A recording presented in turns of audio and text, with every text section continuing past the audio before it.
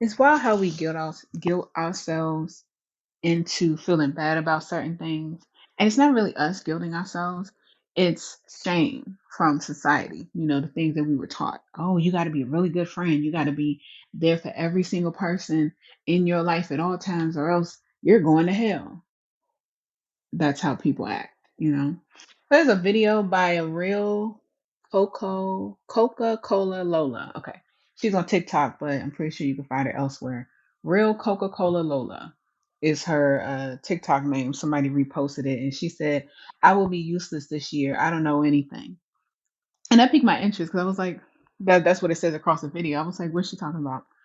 And she basically is like, I don't have anything. I don't know anything. I can't be there. Like I am the useless friend this year. She like, so if you want to stick around with me for the vibes, for the fun, for the moments, I'm there for you. But unfortunately I have nothing. If you want something from me specifically, because a lot of people into friendships because they want something from people and not, companionship, not genuine energy and reciprocity, but they want all of you.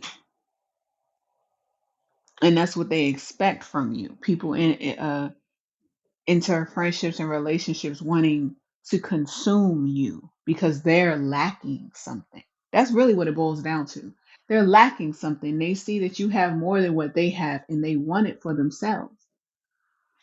Now, it could be as innocent as possible. It can be as innocent as somebody genuinely being a hurt soul and they seeing the light in you and they want it and they end up draining you.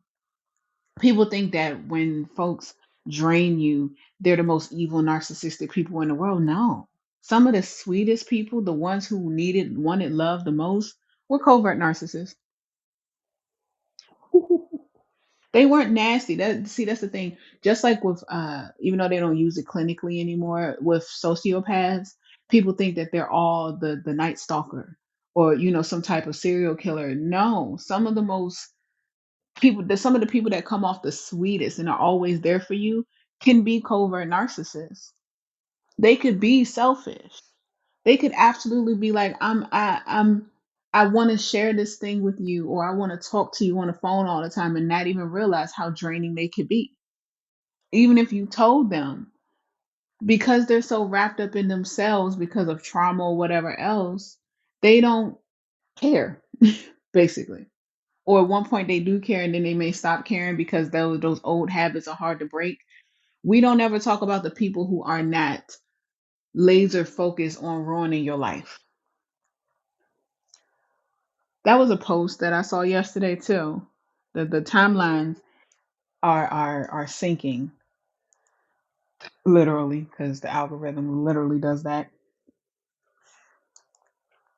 I saw a post somebody shared was like, we don't talk about how. Hold on, did I bookmark this? Hey, where is it? I saw it yesterday. Huh?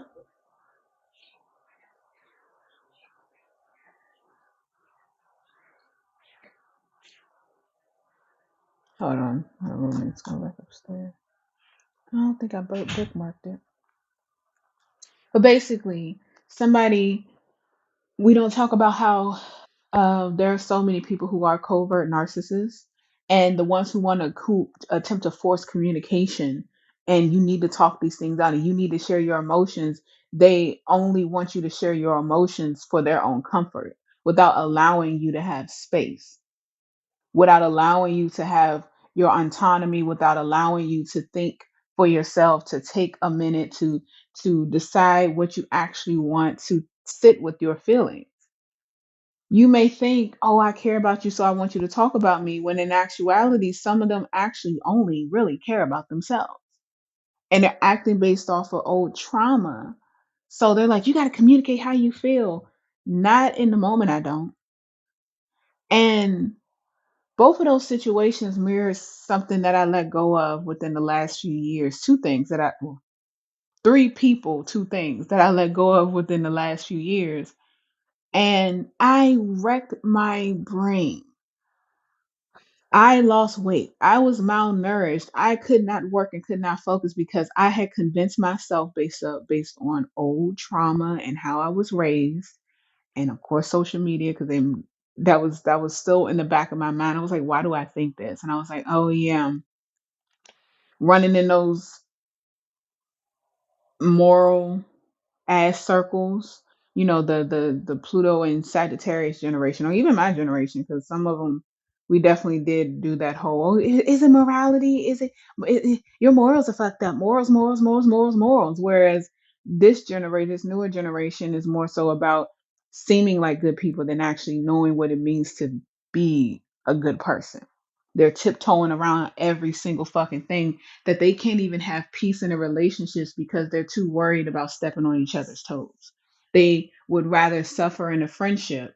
And I don't even mean like, because even older generations, they would kind of snipe at each other. They would be passive aggressive with it.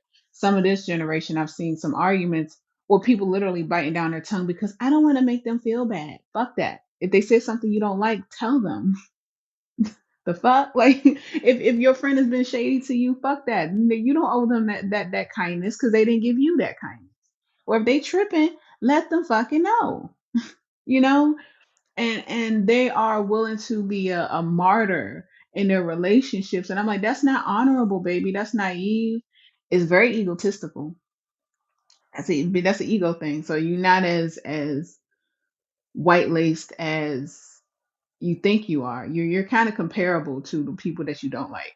It's just the opposite ends of the spectrum.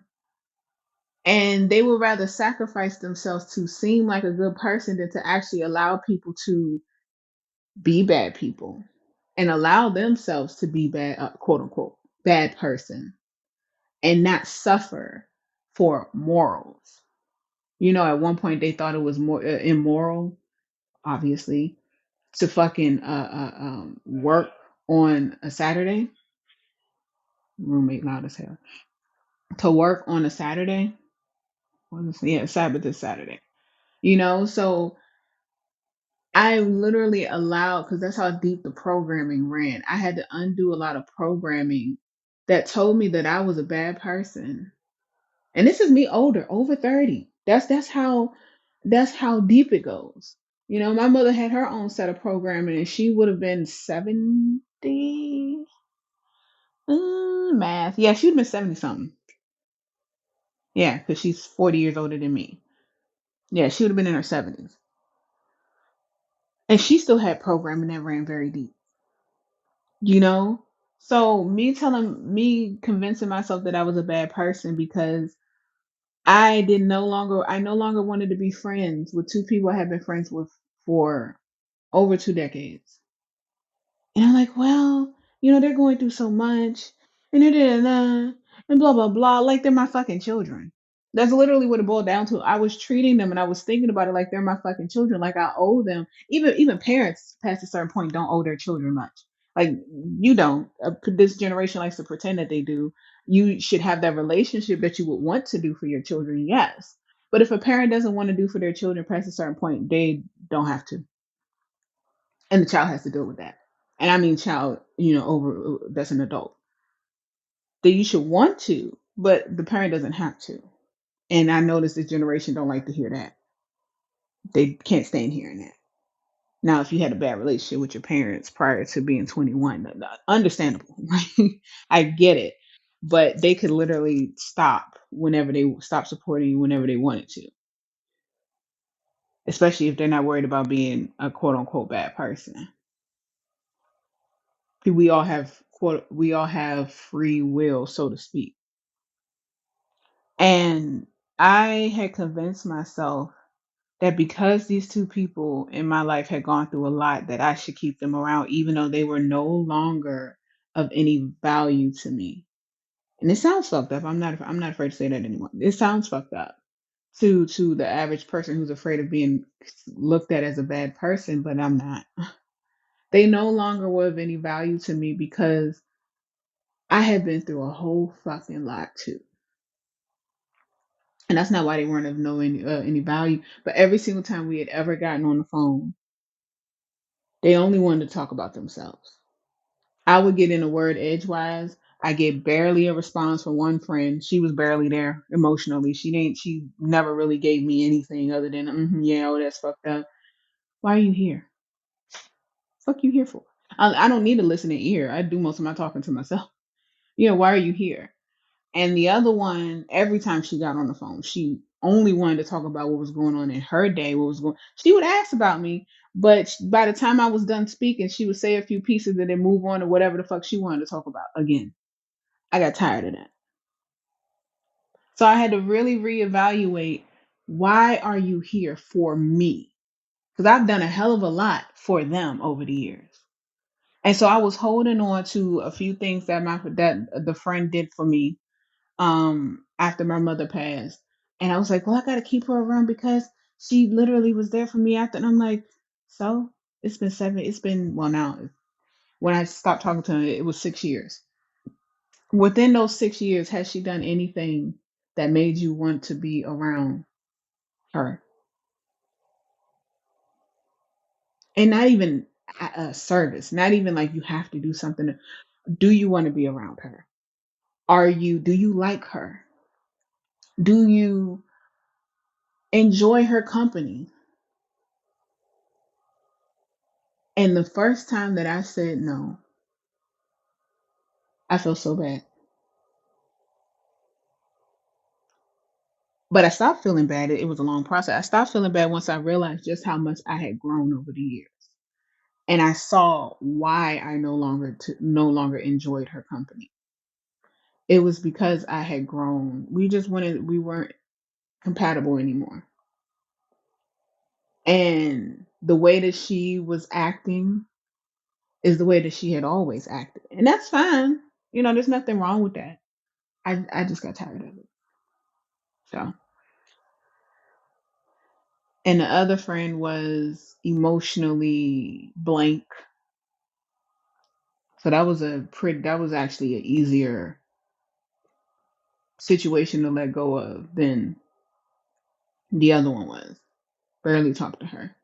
I mostly was keeping her around for my godson, but I realized that the older we got, the less she really wanted me to be involved with him. And I'm like, so you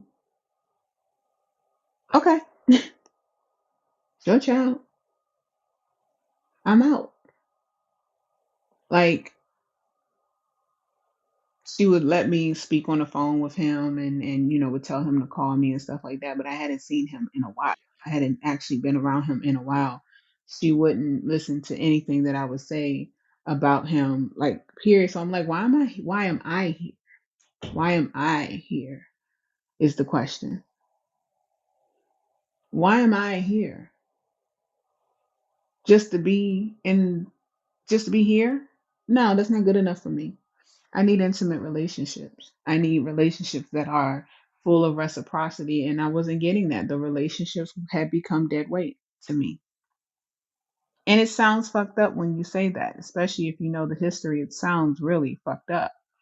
But friendships have nothing to do with how long you've known someone or the shit that you've been through. Relationships don't either. 'Cause there's a hell of a lot of relationships with people that have been through a lot, and they should have broke up, divorced, stopped being friends years ago. But to speak on the post about I have nothing, every single time, with the exception of a few moments, it wasn't the whole entire relationship and friendships. For the most part, I felt like I was giving more emotionally than I was given. And it might not have been because they didn't want to. It might have been because they love differently. We all do. And we are at certain different points from each other. I know exactly what it was. But it could be because they aren't able to. Or like I said, we just love differently and show love differently.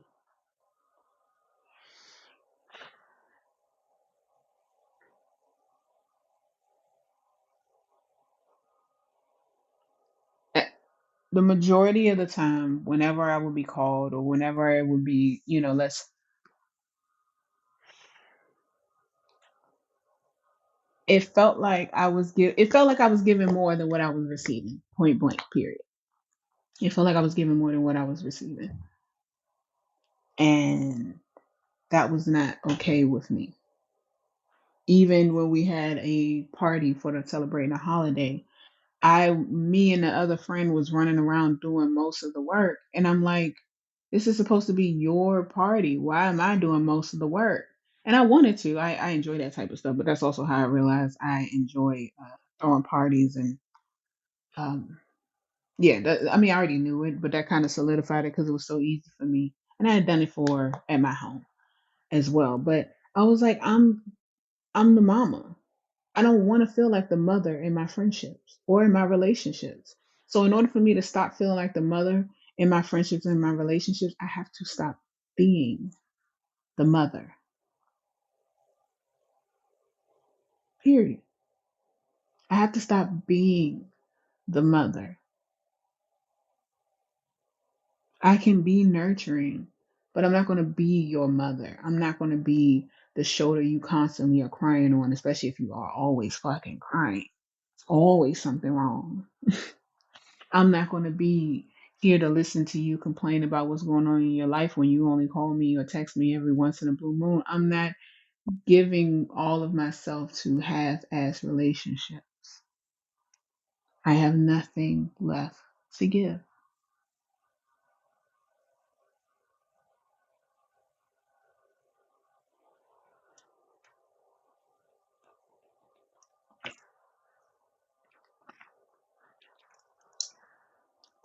Mm, drinking water. I have nothing left to give. Nope. I had been exhausted for years after my mother passed, but actually prior to that, I was just running on fumes. Not Red Bulls because I didn't drink Red Bulls back then, but I was running on fumes and energy shots. Not the 5 hour energy ones, the little dollar shots from like Family Dollar and shit. Or Aldi's, they have some cheap ones too. Don't buy them because they're not good for you. I don't know why I just told you. They're not good for you. Don't buy them. They're bad for your heart and your digestion. Drink green tea or double up on a tea bag.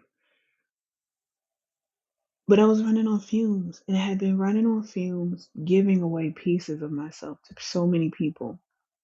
So many people. And no one said anything because they were all getting a piece of me.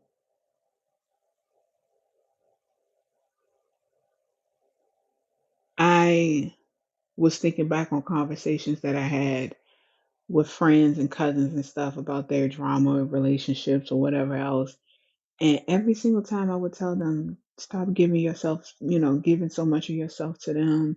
If you're tired, let yourself be tired. They're okay. We're all adults.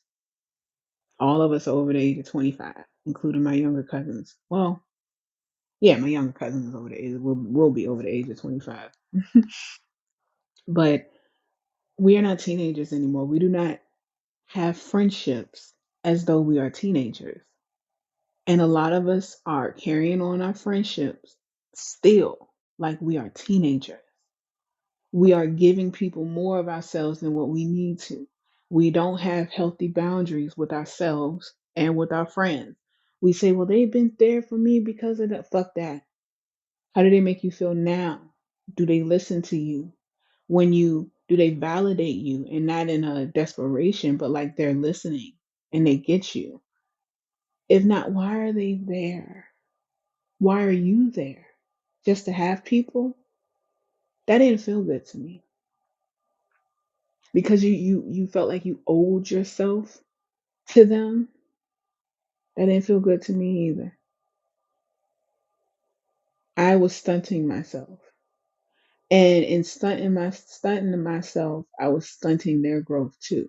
Because if I can't have open and honest conversations about your behavior, I'm going to have to bite my tongue.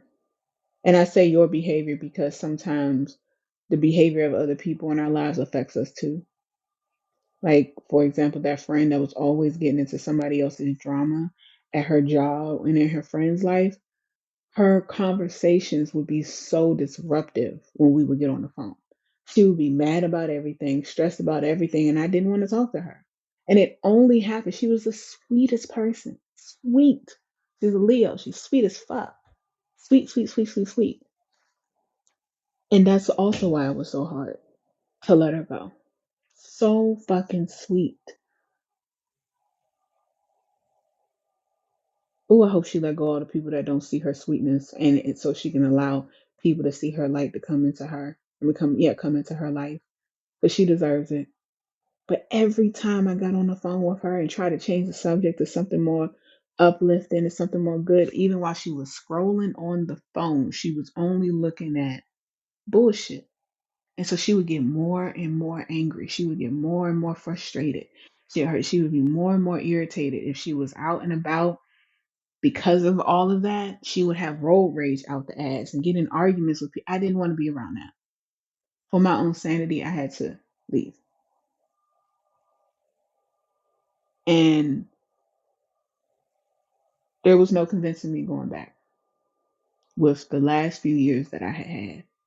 That's how bad it was in terms of not really being able to talk about it. And I had a cousin that I talked about it with. Um, so I was all right on that front. But attempting to talk about what was going on with me, with her, and with my other friend, I could barely get that deep into it because they their maturity level and their emotional levels weren't that deep.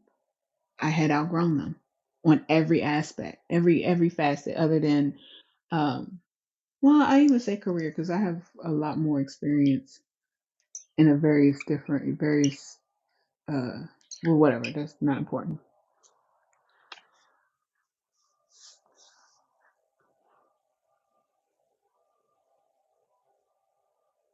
They had no idea what was going on with me the summer before I stopped talking to them, in the summer before that, because one, they never asked for real, and two, I could barely talk without them changing the subject or without them interjecting or whatever else. Who wants to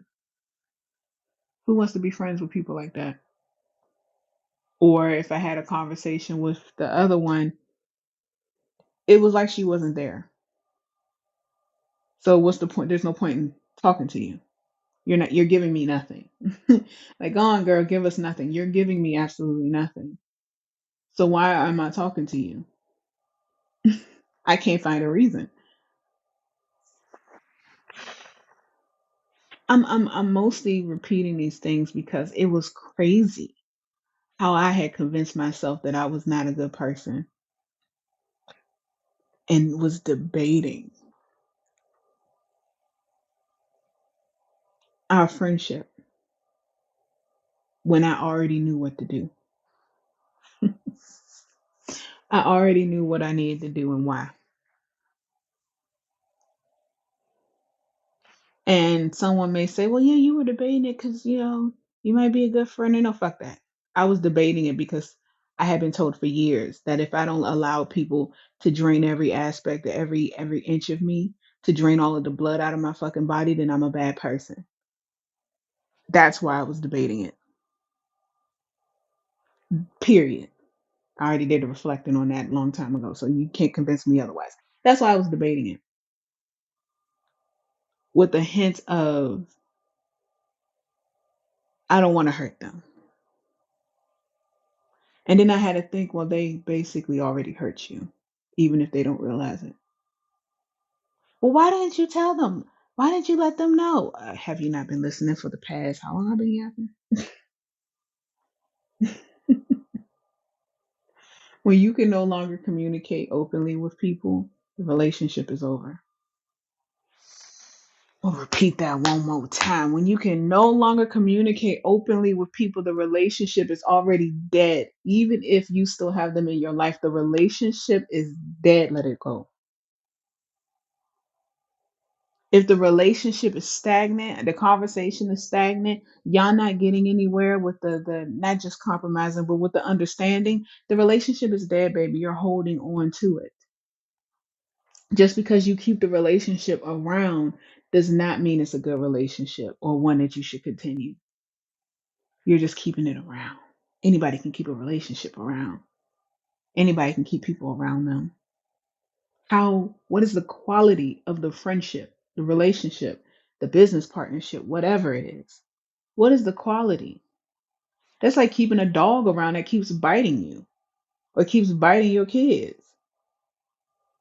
I would actually have to ask you what the fuck is wrong with you. You like getting bit, don't you? And then there's a deeper reasoning there, deeper psychological reason. The dog isn't getting any better, baby. You can find a better dog to love. Did you just compare dogs to humans? I surely the fuck did. We're all animals. Scientifically, is that still a scientific thing that we're all animals?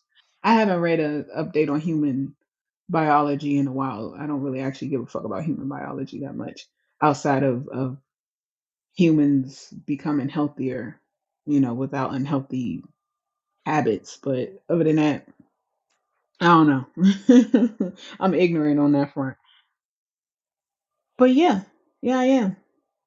Because I've seen people who will keep a dog who, or no, even that, keeping a dog who is so sick, and instead of putting the dog down to take it out of its suffering, because the dog is suffering, they keep it around for their own comfort. That's selfish.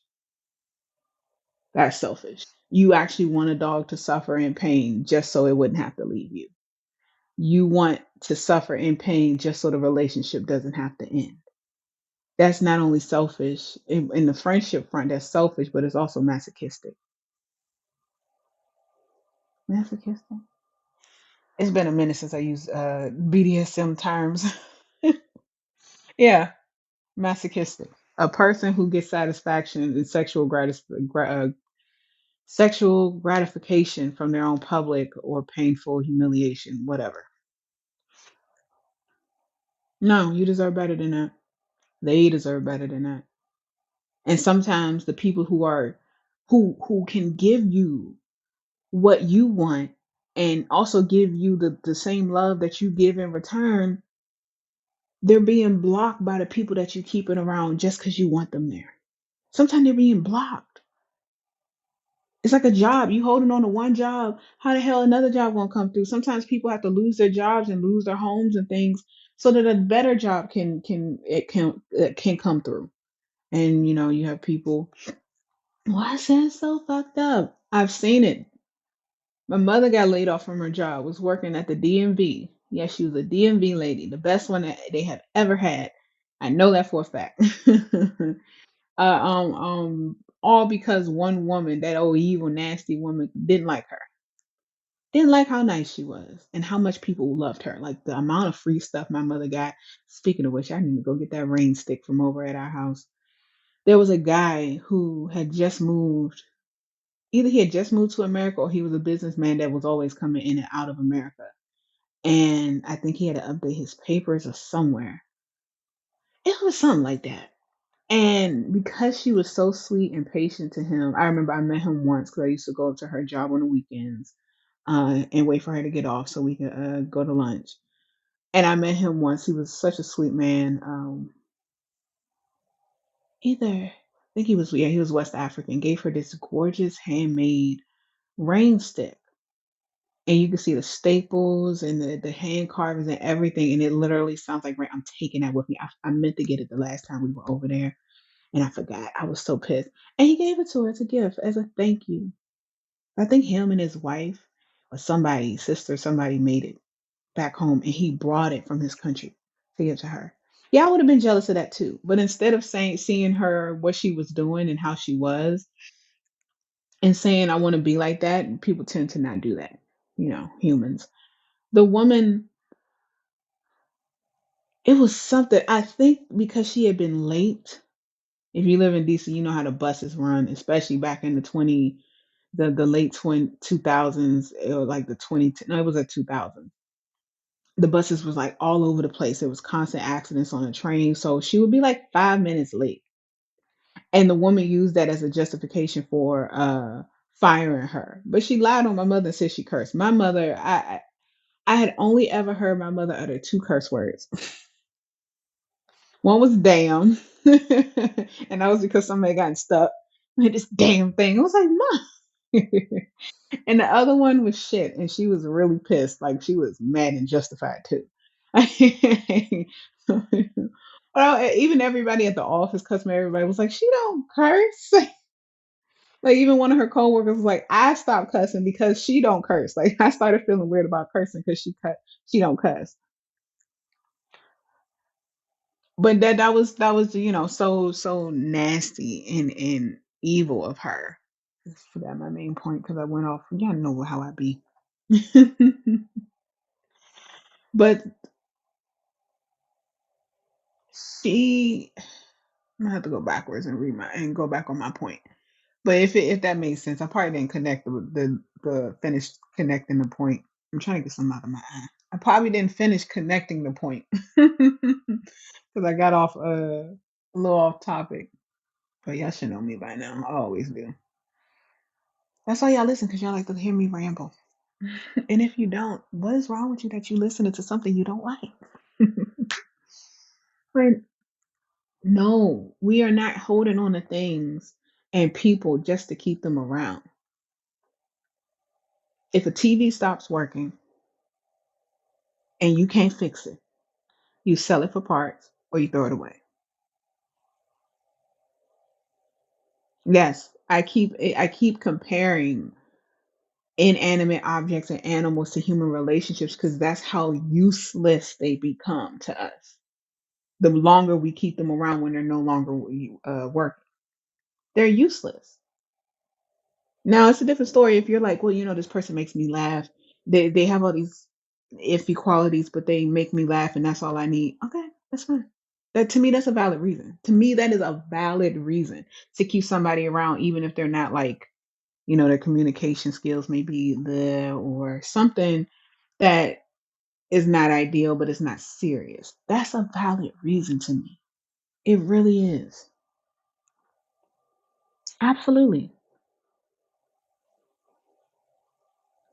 But if the relationship is increasingly getting worse, and you give it some time to try to work itself out, I did. I gave it a whole extra year. No, actually, I gave it 2 years. Three, actually. I gave it three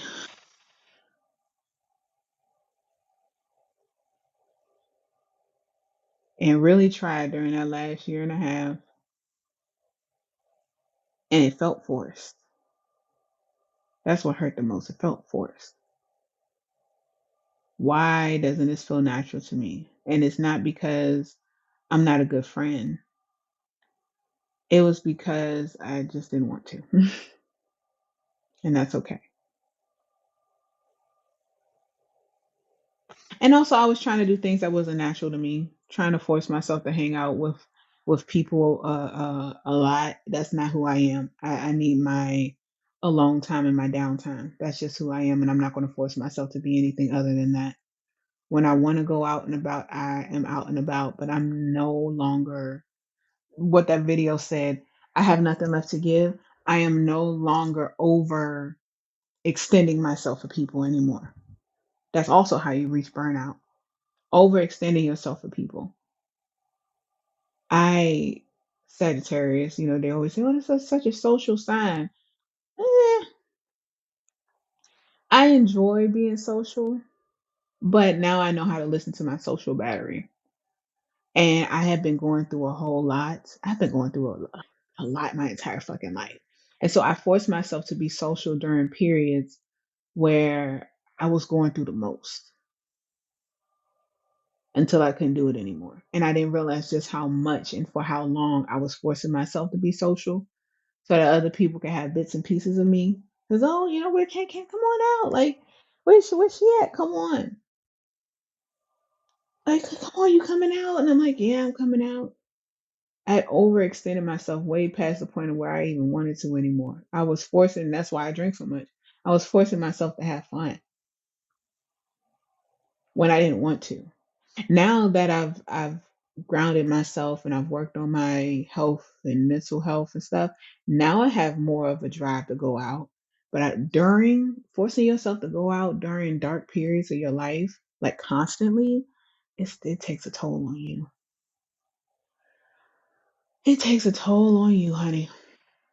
Don't do it.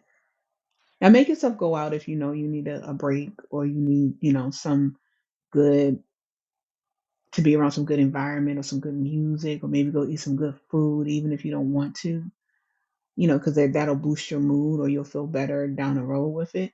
But constantly, I would not suggest that. And I didn't even realize I had been doing that until I was able to sit by myself and think. And I was able to do that once I let go of all those people. It wasn't even all, it was like four. Once I let go of those people, I was able to sit and reflect on why was I doing this or why am I doing that or why did I act like that? Why did I Well, you went out this time and you did this time. What was going on during that time? Oh, yeah, I didn't want to be home thinking about that. Or it felt better being around friends. When in actuality, sometimes I need to be around friends, but the majority of the time, knowing myself, I needed to be at home alone doing some inner reflection because that's how I operate.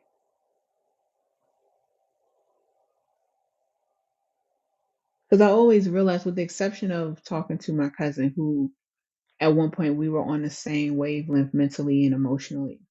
So talking to them over the course of like a year and a half or two, it did really help because they kind of got where I was coming from. And even some points where I didn't know what to do or whatever, they would bring up certain points and be like, well, maybe you're doing this because X, Y, and Z. And I'd be like, you know what? Yeah, you might be right. Or, I never thought about that. Or I never realized that until you brought up that one point and it made me think of this. That really helped. But talking to people who just sometimes it didn't help. And that's why you have to use discernment and choose who to talk to. And that's how I came to the conclusion that right now at this point in my life, I'm not looking for any besties. First of all, I'm over 30. I'm looking for a fucking bestie. That's just not me. People that I can be around and talk to and looking for confidants maybe down the road, but that is not something that I'm pressed over.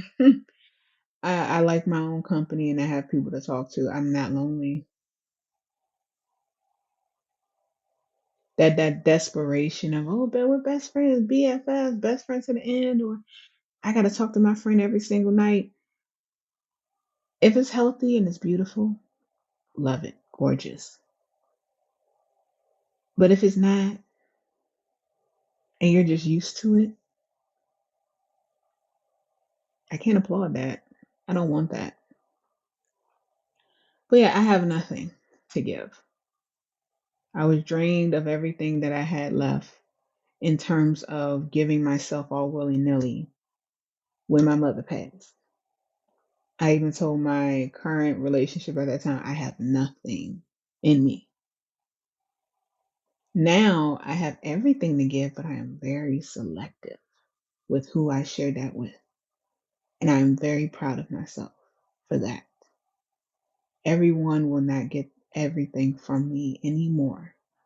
And I've been saying that I've known that for a while now, but I feel whole. I feel whole. And that feels good. I feel at peace with myself. I'm ready to get out and live and volunteer and create and educate, share information, all of the things. But I will not be drained of my life force and my life energy like I once was. I didn't realize just how much masking I had been doing my entire life until I stopped talking to people. Well, you got to do this and you got to do that. No, I don't. I don't enjoy it. I don't enjoy it. I don't find joy in the things that y'all find joy in. Overextending yourself, hopping from place to place to be there for people, even when you're exhausted. I don't enjoy that. I actually think sometimes, why the fuck are you doing all of that? This is me talking for me. I do not enjoy overextending myself. I don't enjoy staying too longer than I have to in places. Just because, oh, you should, because that's what a good person does. If we're not close, no, no. Well, you got to show up at every event. I do not feel like hearing somebody, I'm not, no, no. Because then what, to me, unless it's a child, 'cause I have to do anything for the babies. Like, they're babies.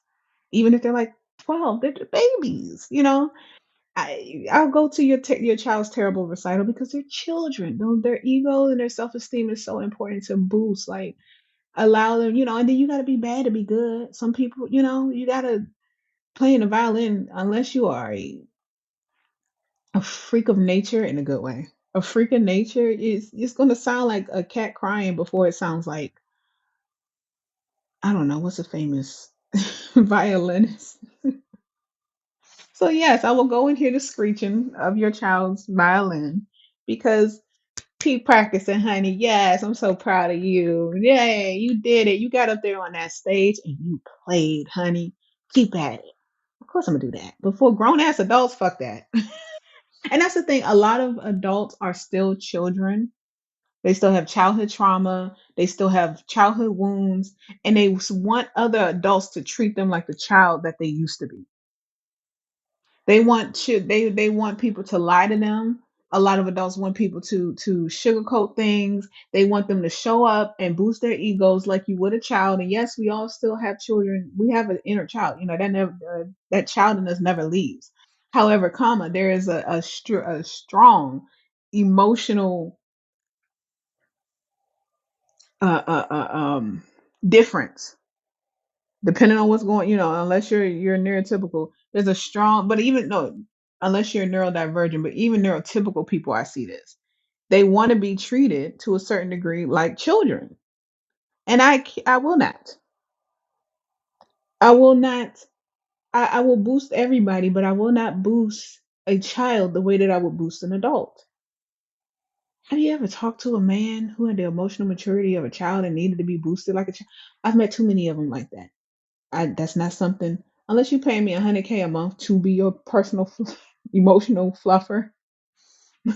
Yeah, you can do it, honey. That's great. Sign my check. Like, I'm not doing it. No, I will not fall for your societal bullshit. No, because you know what, that boosts you and it drains me, and I choose me over you, and will every time. I've been talking all over the place. Hopefully that made sense, y'all. Y'all know me. But my point is, I'm very selective. And I no longer feel the need to mask for societal approval unless it benefits me highly. I'm gonna keep my mouth shut on certain things. Like, I'm not gonna tell you the honest to God truth of what I think if we in business together. In terms of, like, if I know me saying, it's also the way that you say things too, that can make it worse. But I know a time, I know the time and the place. And I'm really good at schmoozing. A lot of opportunities I've gotten was because I knew how to talk to people. But in my personal, no. Hell, even in my professional life, if I want to go home and I'm tired of being here, I'm gonna go home. Well, I'm gonna debate. I'm gonna sit on it for a second, be like, should I stay? Like, I'm gonna stay a little bit, but it's not gonna be for societal reasons or because I'm afraid of being a bad person. Somebody beneficial might walk through the door, or something fun might happen, and I get to experience it. But then I'm gonna leave when I'm ready to leave. That makes sense. I'm done talking. We are not overextending ourselves past a certain point, and also uh, often.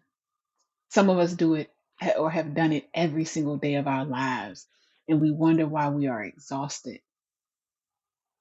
I only just now started feeling this good this year. And I stopped being friends with those people. Was that last year? Just last year has been 717. I've been seeing that number a lot. I had only just gotten over a 10-year relationship 3 years ago, two actually. So it takes us a while to release that energy and those feelings and stuff. And that extends things the longer you've known people. Give yourself more than what you give other people. And I've also noticed that people who overextend themselves, they don't see their inherent value. So they feel like if I give all of me to everybody else, they'll see my value. I think at one point I was operating from a space like that. I'm pretty sure my mother was operating from a space like that too, because she way too often overextended herself. That's how people, or she thought people saw her value, or that's what showed her value. And I'm like, if you have to overextend yourself for people to see your value, those are not the people that need to be validating you. So it's like the friend that barely wanted to talk on the phone. If that's who she naturally is, she didn't have to overextend herself for me. She didn't do any extending actually, but she didn't have to overextend herself for me. What she has to do is find the people that she actually want to talk to. I'm pretty sure she has. She had a group of friends outside of us, and they probably are more on her level, and that's okay. That's all right.